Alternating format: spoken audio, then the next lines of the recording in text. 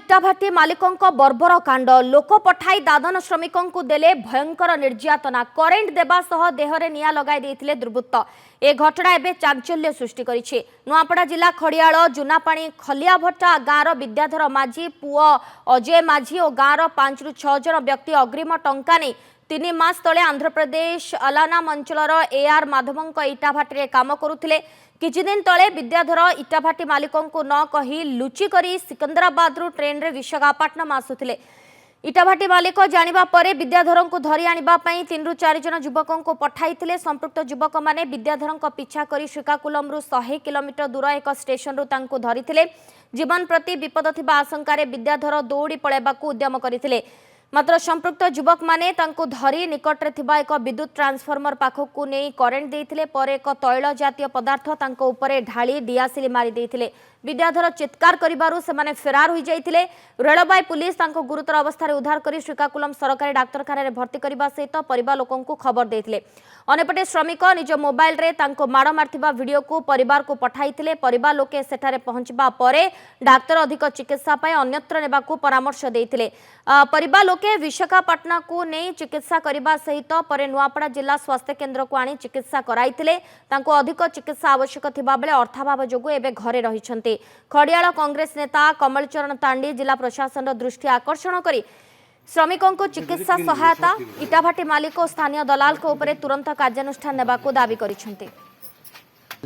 गाड़ीटा रोकला के स्टेशन ने उतरी करी जाउथिनी आज्ञा आसेनु उनके मोके धरी ना पिला मने आरु मते साल के उचे देना आरु सेनु उनके मोके एंता जले देना ना मन जली पड़ी करी एंता उल्टी देखनी उल्टी एना उल्टा लेना जल्दी चढ़ जैसे कपड़ा लता एना उल्टा देना चढ़ जैसे कपड़ा लता क्या थी जले देले चटपट कर क्या थी जले देले एटा हां अच्छा तो यहाँ क्या थी लाइट जलाने मुई भी नहीं जाने ना।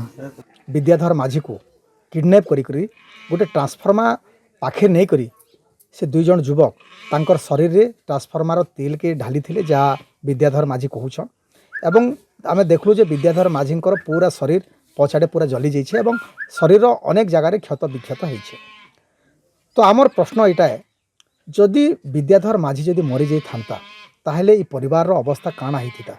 2टा पिला अछन तांकर स्त्री अछन के बुझिथिता इनक्वारी करने सहित कथा हे फैमिली सहित कथा कथा है जहाँ हो पार प्रशासन द्वारा आम साहय करें सी ट्रिटमेंट हो रिकवरी हो जहाँ भी बर्तमान कंडीशन अच्छी तो आउ कि जब मेडिकल हेल्प दरकार हम आम प्रशासन तरफ जोगे दो जो इलिगली निया से गोटे आमर पुलिस वाला भी आसुँच तो आम गोटे एफआईआर रजिस्ट्रेशन हो जो मैंने दोषी अच्छा एगेन्स्ट कार्यानुष्ठान निया। आदित्य महाउती नुआपड़ा रिपोर्टर फोन लाइन रे जोड़ी होइछन्ती। आदित्य ए गोटे सांघातिक घटना केउभली भाबरे अत्यंत बर्बरोचित ये घटना श्रमिकों को भयंकर निर्यातना दिया जाइछि।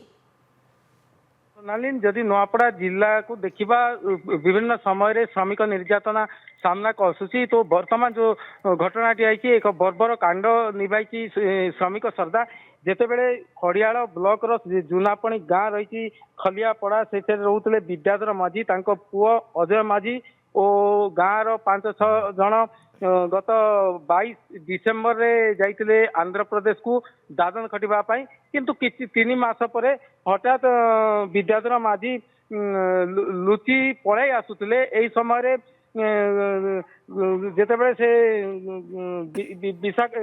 आंध्र प्रदेश रु चाली आसुतिले सेतेबेले 100 किलोमीटर दूर रे श्रीकाकुलम रु 100 किलोमीटर दूर थिबा एक स्टेशन रे 3 जन युवक तांको धरिथिले ओ पाखरे थिबा एक ट्रांसफॉर्मर रु तांको करेंट लगाइथिले ओ देहरे एक तरल पदार्थ लगाई निया जलाई दिथिले।